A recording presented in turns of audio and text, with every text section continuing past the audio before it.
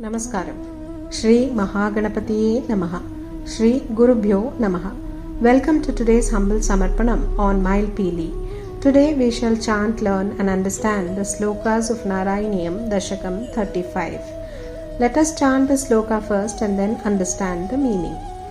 Dasakam 35 narrates the story of Rama after a treaty with Sugriva. In Dasakam 34, we understood Ramayana up to Rama's meeting with Hanuman.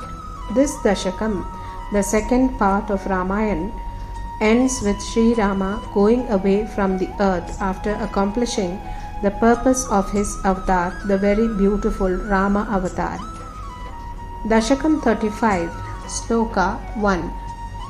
Netas Sugriva Maitrim Tadanu Hanumata Dundubekaya Muchaihi Kshiptvangushthena Bhuyo Luluvita Yugapat Patrina Saptasalan Hatva Sugriva Gato Yatamatula Bhalam Valinam Vyajavritya Varsha Vela Manaishihi Virahataralitaha Tvam Matanga Shramante. O Lord, through Hanuman's efforts, you struck up a friendship with Sugriva and entered into a pact with him to help you find Sita, in return for your killing Vali and installing Sugriva as the king of his land. In order to gain his confidence, you lifted aloft the body of Asura Dundubi with your toe and made it fall several miles away. Besides, you pierced through 7 sala trees simultaneously with a single arrow to demonstrate your strength to Sugriva. Then you killed Vali, who was incomparable in strength, strategically by standing hidden behind a tree as he wanted to destroy your friend Sugriva. Then you spent the rainy season at the hermitage of sage Matanga, full of grief and distress at being separated from your beloved Sita, is what Bhattadri says in this sloka. To know a bit of the strategy used to kill Vali, Sugriva and Rama together went to seek out for Vali. While Rama stood back hidden behind a tree, Sugriva shouted a challenge and dared Vali to battle. The brothers rushed at each other, fighting with trees and stones, with fists, nails and teeth. They were evenly matched and indistinguishable to the observer until Sugriva's counselor Hanuman stepped forward and placed a garland of flowers around Sugriva's neck. It was then that Rama emerged with his bow and drove an arrow through Vali's heart. After Vali's death, Sugriva reclaimed the Vanara kingdom. Dasakam 35, Sloka 2. Sugrivainanu choktya sabayamabhiyata vyuhitam vahinim tam Rukshanam vikshya dikshu drutamatadayita marganaya vanam ram Sandesham chankuliyam pavanasutarkare pradisho modhashali Marge marge mamarge kapibirapi tada tvatpriya saprayasaihi. O Lord, Sugriva, who was spending his time in worldly pleasures, was threatened and admonished by Lakshmana with dire consequences for not keeping his word of helping you find Sita. Alarmed by Lakshmana's threats, he ordered his army of monkeys to get ready for the search of Sita in all directions. Happy at this development, you gave your message and your ring to Hanuman, and then the monkeys determinedly went looking for your beloved consort Sita in all directions, is what we understand in this sloka. In the Ramayana, Sugrivagni is found within the Yuddha Kanda. Hanuman introduces Lord Rama to his exiled king Sugriva at Mount Rishyamukha. This exile has been brought about from a supposed betrayal by Sugriva against his elder brother Vali, the king of Kishkinda. Dasakam 35, Sloka 3. Twadvarta karnanyodyat garudurujava sampati vakya protirna nodirantar nagari janakajam vikshya datvankuliyam prakshudhyo dhanamaksha kshapana chanaranaha sodabandho dashasyam दृष्ट्वा प्लिष्ट्वा च लङ्कां जटिति स हनुमान् मौलिरत्नं ददौ ते. O Lord, coming to know of your plight, Sampati, whose newly fledged wings helped him fly very high and fast, informed the monkeys of Sita's whereabouts before flying away. By that information, Hanuman leaped across the ocean and located Sita in a garden kept a prisoner by demonesses in the city of Lanka. He gave her your message and ring, and destroying that garden called Ashokavana, engaged in a battle with Akshakumara and killed him. Bearing the insult of being tied up with ropes and taken to the court of Ravana, confronted the evil Rakshasa and then set fire to Lanka.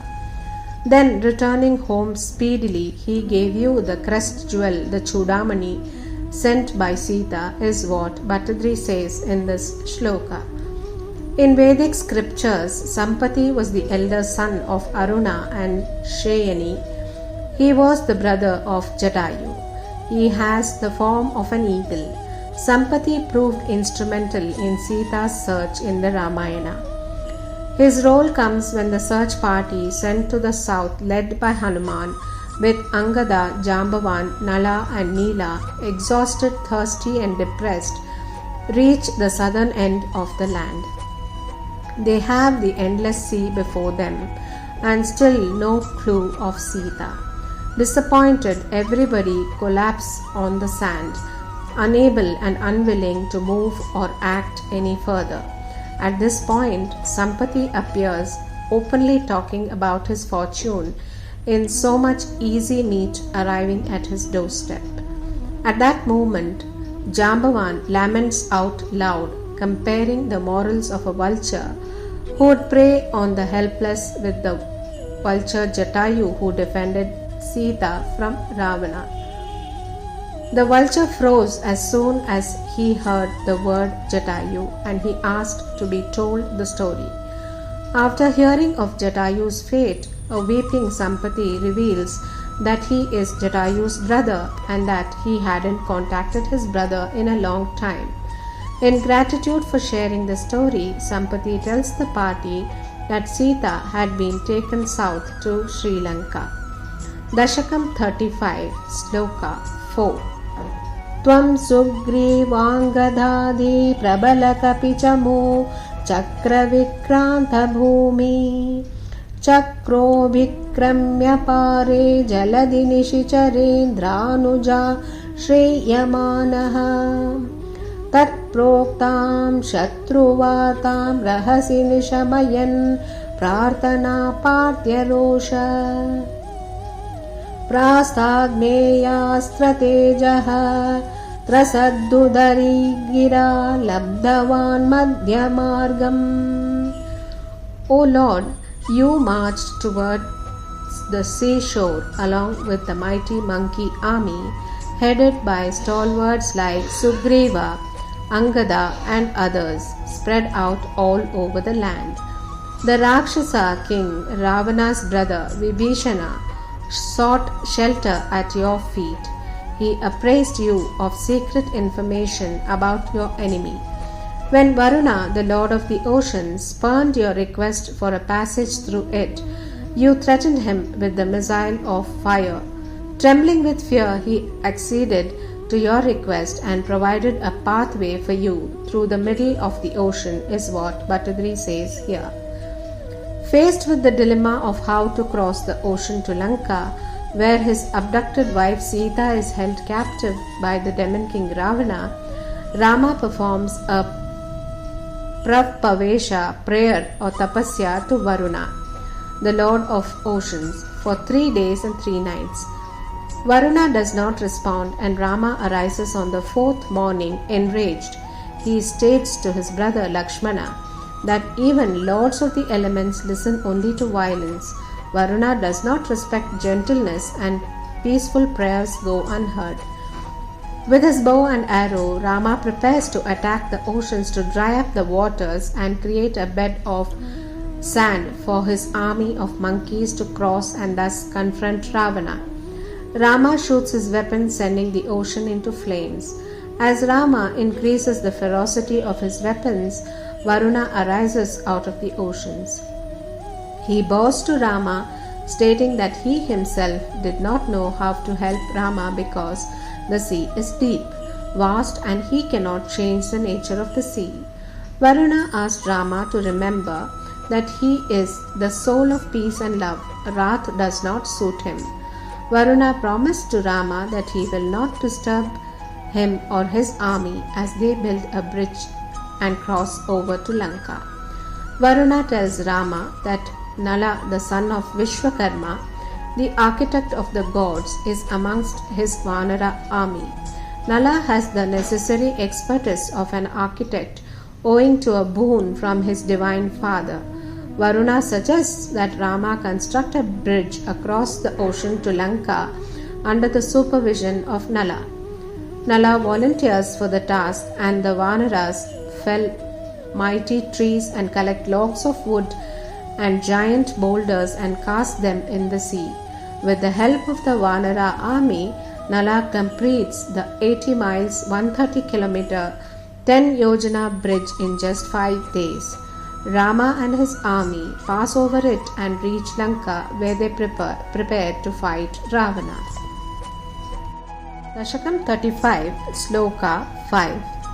Keshaira Shantaropa Hrutagirinikarai Setu Madhapyayato Yatunya Mardya Dramshta Nakashikarishila Salashastrai Swasainyaihi Vyakurvan Sanujastvam Samarabhuviparam Vikramam Shakrachetra Vega Nagastra Bhaddha Patagapati Garun Marutair Machito Bhuhu. Here Bhattadri says, O Lord, a causeway, setu or bridge was built across the ocean with the masses of rocks and stones brought by the monkeys from all round the place. Going across to Lanka with the monkey warriors, using nails, teeth, stones and rocks and uprooted trees as weapons, you destroyed the Rakshasa army. Your display of such heroic feats was halted for a short while by Indrajit, the son of Ravana, who bound you and your brother Lakshmana with the missile of serpents, the Nagastra, which rendered you both unconscious, but was soon revived by the breeze from the flapping wings of Garuda, the lord of birds. On the first day of his battle with Rama's army, Indrajit was fast with his weapons. Angada did defeat Indrajit and forced him to retreat. However, he swiftly wiped out the armies of Sugriva, calling on Lord Rama and Lakshmana to come in a direct combat by his illusion tactics of sorcery, so he could avenge the deaths of his paternal uncle and his brothers. When Lakshmana appeared before him, he fought fiercely and used his most nefarious weapon, Nagpash, a trap made of 1,000,000 snakes.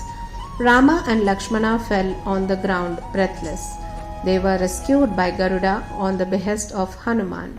Garuda was the uncle of Jatayu and Sampati and the enemy of the serpents. Dasakam 35, Sloka 6. Saumitri Stvatra Shakti Prahuti Galadasur Vata Janita Shaila Granat Prananupeto व्यकृणुत कृसृति श्लाघिनं मेघनादम् मायाक्षोभेषु वैभीषण वचनहृतस्तम्भनः कुम्भकर्णम् सम्प्राप्तं कम्पितोर्वी अलमखिलचमू भक्षिणं व्यक्षिणोस्त्वम्. O Lord, Lakshmana, who was stricken unconscious by a mighty blow from Ravana's powerful lance by the missile Shakti, regained his breath after inhaling the medicinal herbs on the Sanjeevani mountain, which Hanuman brought in time from a faraway land across the ocean. Indrajit, who was very proud of his prowess in delusionary tactics, was then killed by Lakshmana. The use of delusion or Maya by Ravana created confusion in the battlefield, and you became agitated, but your mind was put to rest by Vibhishana, who explained the true state of affairs to you. Then you destroyed Kumbhakarna, who approached you with his earth-shaking gait, swallowing the whole army of monkeys on his way, is what Bhattadri says in this shloka. When Indrajit came to know that both Rama and Lakshmana had been rescued by Garuda and were still alive, he was livid and vowed to kill at least one of the brothers on that day. When the battle started, he used all his force to cast a havoc on the armies of Sugriva. At this, Lakshmana appeared before him and fought a fierce battle with him. Indrajit used his supreme magical powers, darting across the clouds and skies like a bolt of lightning. He combined his skills of sorcery and illusion warfare, repeatedly vanishing and reappearing behind Lakshmana's back. He was invisible, but his arrows injured Lakshmana. Indrajit used the Vasavi Shakti against Lakshmana, and upon being impaled, Lakshmana fell unconscious, poised to die precisely at the following sunrise. His life was saved by Lord Hanuman, who brought the whole mountain of Dronagiri from the Himalayas to Lanka overnight to find the remedy, the magical herb Sanjeevani, for the weapon used by Indrajit, and cured him. Dasakam 35, Sloka 7. Grihnan Jambari Sampreshita Ratakavachau Ravanenabhiyudhyan Brahmasre Nasya Bindan Galatatimabhalam Agnishuddham Pragrihnan Devashreenivaro Jivita Samaramrutaihi Akshatairikshasangaihi Lanka Bhartra Dasakam Nijanagaramagaha Sapriya Pushpakena. O Lord, accepting the chariot and armor sent by Indra, you confronted Ravana and cut off his row of 10 heads with the missile of Brahma, the Brahmastra, and thus destroyed him. You accepted Sita, who was purified by the ordeal of fire. The Devas of high order healed and revived the host of monkeys who were wounded and killed in the battle. You and your beloved Sita set out for your capital city, Ayodhya, along with the newly crowned Lord of Lanka, Vibhishana, and the monkey army in the aerial car, the Pushpaka Vimana. The war between Rama and Ravana went on for 7 days, and it was getting difficult to kill Ravana due to his illusion tactics. Then Vibhishana remembered something about his brother Ravana that had a great bearing on the outcome of the war. He recalled how he once had faintly overheard the weakness in the body of Ravana, and that weak spot was his umbilicus, middle abdominal region, not the head, nor heart, nor neck.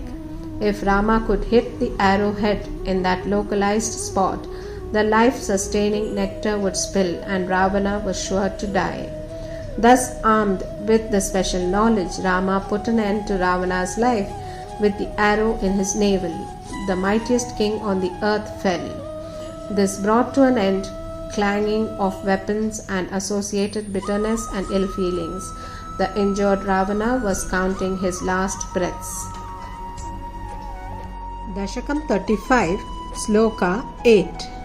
Preeto divyabhishekaihi ayuta samadhikan vatsaran paryaramsihi Mayilpeelyam papavacha shiva shiva kilatam garbhinim abhyahasihi Shatrughne nardhayitva lavana nishicharam prardhaya shudrapasham Tavad valmiki gehe kritavasati rupa suta sita sudaute O Lord, delighted with the divine coronation festivities, you ruled over your kingdom happily for more than 10,000 years. Then, unfortunately, owing to the scandalous rumors about Sita who was pregnant, you banished her from the kingdom. The Rakshasa Lavana was killed by Shatrughna. The worthless sage Sudra was destroyed by you. Meanwhile, Sita gave birth to twin sons in the hermitage of sage Valmiki, where she had taken shelter after being banished from the kingdom. A pregnant queen Sita leaves the kingdom of Ayodhya when she learns that Ram was suspicious when he heard a washerman of Ayodhya questioning Sita's fidelity. She then took refuge in the ashram of the sage Valmiki, located on the banks of the Tamsa river. Sita gave birth to twin sons Lava and Kusha at the ashram. They were educated and trained in military skills under the tutelage of sage Valmiki and also learnt the story of Rama. Dasakam 35, Sloka 9. Valmike stvatutsutodghapita madurakrute rajñaya yajñavate Sitam tvayaptu kame shitima vishadasau Vanchakalatito bhuhu Heto saumitrigati Swayamata sarayu Magna nishesha bhrityaihi Sakam nakam prayato Nijapadamagamo Deva vaikunta madhyam O Lord, at the sacrificial altar, the premises of the yajna, your sons, by the command of sage Valmiki, sang sweetly his divine composition, the Ramayana. Hearing this rendition, you wished to take back Sita who came there, but she disappeared and merged in earth, her mother. You were reminded by the god of time, Kala, that the hour for departure had come. You abandoned Lakshmana for a certain purpose and with your entire retinue plunged into the waters of the river Sarayu and simultaneously attained Vaikunta, your original abode. During an Ashwamedha Yajna held by Rama, the sage Valmiki along with Lava and Kusha attended with Sita in disguise. Lava and Kusha chanted the Ramayana in the presence of Rama at a vast audience. When Lava and Kusha recited about Sita's exile, Rama became grief-stricken and Valmiki produced Sita. Sita, struck with embarrassment and grief, called upon the earth, her mother Bhumi, to receive her, and as the ground opened, she vanished into it. Rama then learned that Lava and Kusha were his children. Dasakam 35, Sloka 10. Soyam marthyavataaraha tava kalu niyatam martya shikshartamevam vishlesharti niragastya janamapi bhavet kamadharmati saktya no chet swatmanubhutehe kvanu tava manaso vikriya chakrapani Satvam satvaikamurte pavanapurapate vyadhuno vyaditapan. O Lord, the incarnation of you in the form of a human being was taken to teach mankind the lessons to be learned from the Ramayana. Excessive attachment to desire causes anguish and pain, when one faces separation from loved ones, an excessive attachment to duty or dharma leads to the sacrifice, abandonment, and suffering of innocent fellow beings. If this were not true, how could this change of mind have taken place in you, who are yourself the Supreme Self and the soul of delight? O Lord Vishnu, O Chakrapani, the wielder of the disk. Oh, you are the sole embodiment of virtue, O Guru Vairappa. May you, of such divine deeds, save me from my afflictions, is what Bhattadri prays to the Lord in this shloka. The purpose of Rama Avatar was primarily to eradicate the evil Asura demonic king Ravana and his associates. However, in this process, Lord Rama led such an exemplary life as a youth, as a prince, as a householder, as a devoted son, as an affectionate brother, as a loving husband wedded to just one woman, as a humble and spiritually evolved human being, as a great and powerful warrior, as a great king, and as a non-compromising stickler to dharma, that throughout his very life he set innumerable examples on righteous living for people to emulate. Bhattadri very beautifully expresses the entire Ramayana in just the two Dashakams 34 and 35. Janaki Kanta Smaranam Jai Jai Rama Rama Hare Krishna Govinda Nama Sankirtanam Govinda Govinda Narayana Akila Guru Bhagavan Namaste Shri Hare Namaha Shri Maha Periyava Sharanam